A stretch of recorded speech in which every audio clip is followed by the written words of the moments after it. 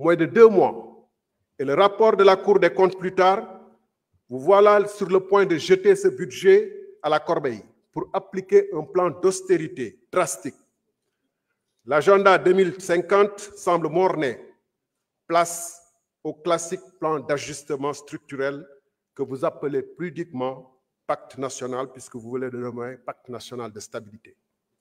Dès lors, la question qui se pose est simple. Ignorez-vous l'état de sinistre économique et financier du pays au moment de confectionner le budget 2025? Ou alors, aviez-vous choisi sciemment de présenter des projections sans rapport avec la réalité? En d'autres termes, pourquoi avoir perdu 11 mois sans prendre des mesures significatives de redressement des comptes publics, sachant que dès votre arrivée au pouvoir, vous aviez formulé des réserves fortes sur l'état de la nation? En effet, une volonté réelle d'assainissement des comptes se serait manifestée par une loi de finances rectificative dès le premier semestre 2024.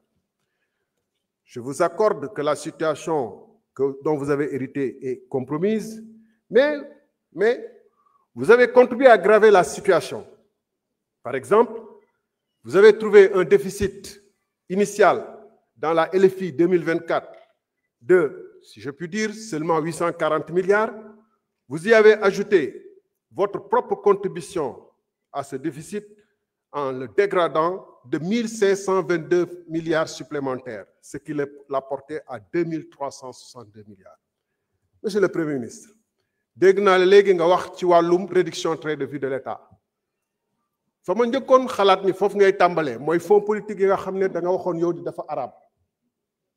Lu araam dañ ko war a teggi ci saa si, surtout bu ñu naree jàkkaarloog Sénégalais yi laaj leen nañ leen def effort ndax góorgóorlu gi nag moom lu mu war a dégg ci sa kàddu mooy ceinture bi seere woon na ko ba mu nar a dagg na ko gën a seere. weerum koor bi nar a ñëw moom weerum koor 2020 mars 2025 bi ay at lay duré.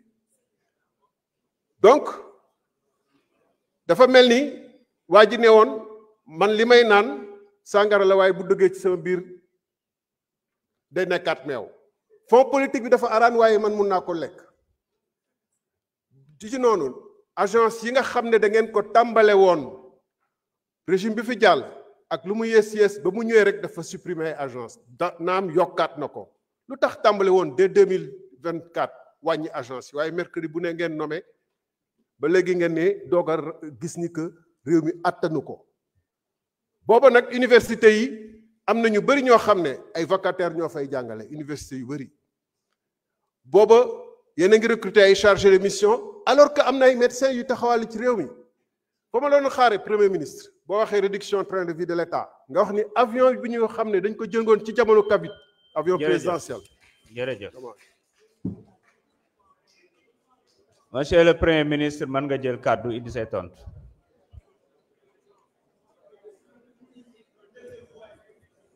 s'il vous plaît. nañu wéyal déglu bi. Merci beaucoup. Je pense que dans les interpellations de l'honorable député Thierno Alassane Sall, il y a beaucoup d'amalgame.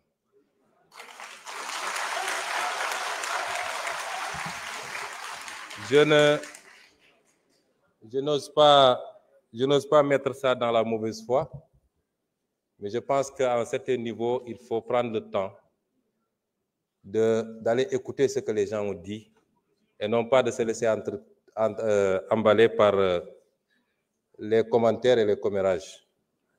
Je n'ai jamais dit que tel fonds était haram. J'ai dit que la caisse noire. Je voudrais après que vous ayez le temps d'écouter par vous-même. J'ai toujours dit que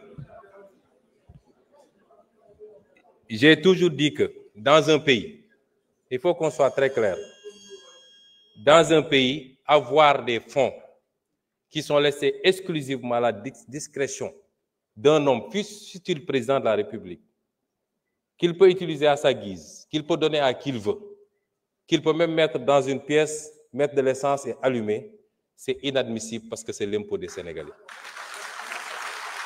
Par contre, Par contre, dans tous les pays du monde, et même dans ceux qu'on appelle les plus grandes démocraties, il y a ce qu'on appelle les fonds secrets, qui permettent de régler des situations qu'on ne peut pas afficher publiquement et qui font l'objet d'un encadrement. Et en étant député ici, et en étant dans l'opposition, j'avais fait même des propositions sur cet encadrement-là.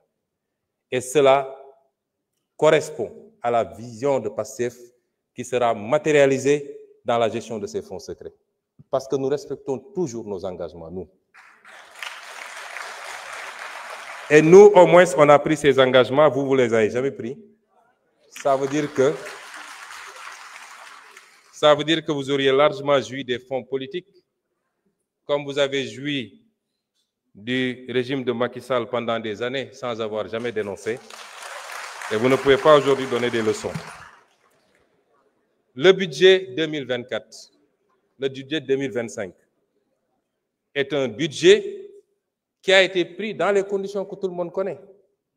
C'est un budget à minima qui a permis au moins de sauver cette année budgétaire, de ne pas être face à un blocage à la date, à l'échéance.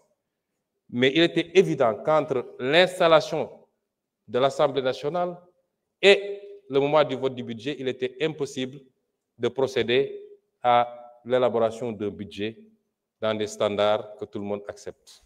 Et c'est pourquoi nous sommes en train de travailler à la loi de finances rectificative que vous appelez, qui sera celle qui sera réellement conforme à notre programmation.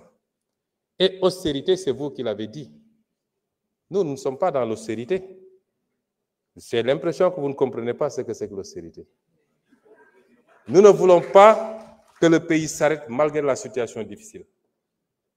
Nous voulons aujourd'hui travailler malgré tout, en faisant des efforts sur nous-mêmes, à dégager des marges budgétaires qui nous permettent, tout en continuant à respecter nos engagements, aussi bien par rapport à la dette intérieure que par rapport vis-à-vis de nos engagements internationaux, de pouvoir avoir des marges budgétaires pour lancer le programme Vision 2050.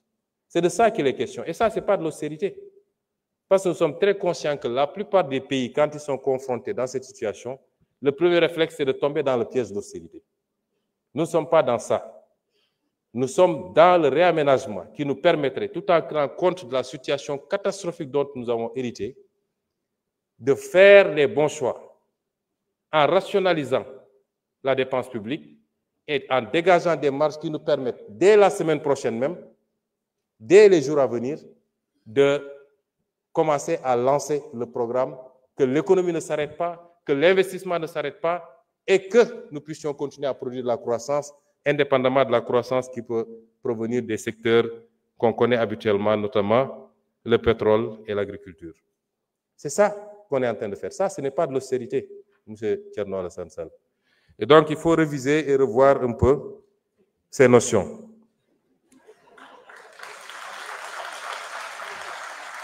Et vous dites que nous sommes restés 11 mois sans prendre de mesures. Ah non. Durant ces 11 mois, on en a tellement pris des mesures correctives. Mais il se trouve que quand vous arrivez, vous héritez d'un État. Vous lancez des travaux. On ne se lève pas pour dire je rationalise telle agence, j'enlève, etc. On fait des études pour être sûr que les choix qu'on va faire sont les bons. Un État, c'est assez sérieux. Et durant le temps de ces études, il fallait continuer à faire tourner l'État, comme on dit. Et il fallait mettre des gens à la place qu'il faut pour qu'ils travaillent. Parce qu'il n'est pas question aussi qu'on laisse des gens qui ne partagent pas notre vision, qui ne comprennent pas notre combat, continuer à vouloir piloter des directions générales stratégiques ou des agences où on a besoin aujourd'hui de nous installer dans la vision 2050. Et le temps de faire ce travail, effectivement, on a mis ce qu'il faut. Ce qu'il faut saluer, et vous devez être le premier à le faire, c'est d'avoir le courage de dire, nous ne subirons pas la pression du militant, nous ne subirons pas la demande militante, et nous allons faire les réformes qu'il faut. Quitte à dire à un directeur général sur 3 que nous sommes désolés, mais le pays n'a pas besoin de cette responsabilité pour le moment. C'est ça le courage politique. On aurait fait comme tout le monde, comme vous avez fait quand vous étiez au pouvoir, on allait laisser les choses telles quelles et même créer de nouvelles agences. Monsieur Sall, quelquefois, il faut savoir applaudir, c'est bon. Ça ne vous enlèvera rien. Vous ne pouvez pas vous inscrire dans la critique gratuite, c'est pas bon. Les initiatives sont salutaires et saluées par tout le monde, mais dites gongo et puis c'est fini. Je vous remercie. jërëjëf njiitu jawriñ yi